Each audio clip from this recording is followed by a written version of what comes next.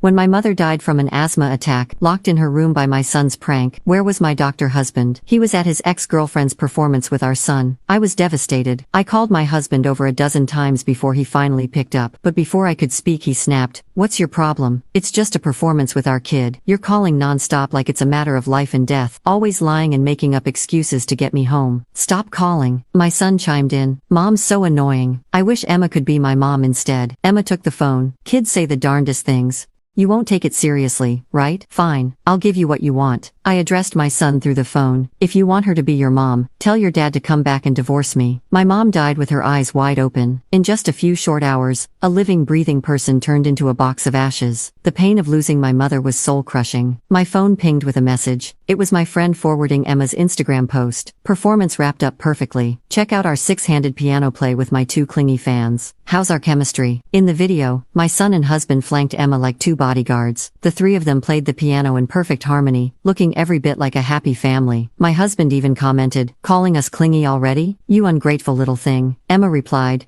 You know very well how grateful I am, especially after last night." The pain in my chest spread through my entire body. While my husband and his ex were playing piano with our son, my mother was having an asthma attack, with no one to help her. While they were flirting shamelessly, my mother had already been taken to the crematorium, turned to ashes. They got their perfect moment, but what about my mom? Who's going to bring her back to life? I was filled with so much hatred. When my mom called for help, I immediately called 911, but the ambulance couldn't arrive fast enough. I drove home as fast as I could, desperately calling Jacob to go save my mom. Emma's performance venue was close to our house. It would have taken him just a few minutes to go back and forth, but Jacob remained unmoved, thinking it was just an excuse to get him home. "Abigail, you know I hate being lied to." His tone softened. "I don't want to miss a second of Emma's performance. Be good and don't cause trouble now." No matter how I explained, he wouldn't listen. He was convinced I was lying. I pleaded, choking back tears, "For the sake of how my father once saved your entire family, I'm begging you to save my mom." I'm not lying, but my words only angered him. "Enough. How long are you going to use your father's life to emotionally blackmail me?" At this moment, our son urged him to hang up. "Dad, ignore Mom. Look, Emma's on stage." I screamed desperately, "Don't hang up, Jacob, I'm begging you. My mom is dying." Jacob's patience ran out. "Then let her die." My mom died because she didn't get help in time, while their six-handed piano video went viral online. Emma even gained a bunch of new followers because of it. After dealing with my mom's funeral and forcing myself to sign the divorce papers, I finally collapsed into a deep sleep. My husband and son returned 3 days later. "Is dinner ready? I texted you earlier. Why are you still sleeping?" Jacob barged in, roughly yanking the blanket off me, his face full of disgust as he questioned me from above. I must look a mess, but I couldn't care less. Lucas pinched his nose in disgust. "Dad, I'm hungry. Let's go find Emma. Let this dirty mom sleep to death." My heart felt like it had plunged into an icy abyss. This was the son I had risked my life to give birth to. I almost died from massive blood loss during his birth. After he was born, he cried day and night. I held and comforted him around the clock, fed him, completely worn out. I had worked so hard to raise him to this age, yet his birthday wish was for Emma to be his mother. My son truly took after his father, even fancying the same woman. Looking at this flesh of my flesh, my heart shattered. It was because of him that I lost my mother. Thinking of my mom who died with her eyes open, I could no longer contain my emotions. I grabbed Lucas hysterically, demanding, "You knew Grandma had asthma. Why did you lock her alone in the room? Do you know you killed her?" I had never treated Lucas like this before. He was clearly scared, crying and hitting me. "Wah, Mom is so scary. I don't want a bad mom. I want Emma." Lucas's fists kept landing on me. It didn't hurt physically, but my insides felt like they were on fire. I cried back at him, "You don't want me? I don't want you either. Give me back my mom, and I won't want anyone else. I just want my mom." Lucas and I were both crying our eyes out. Jacob forcefully separated us, shielding Lucas behind him. He looked at me coldly. "Acting again, are we? Lucas was just playing around with your mom. It's such a small thing.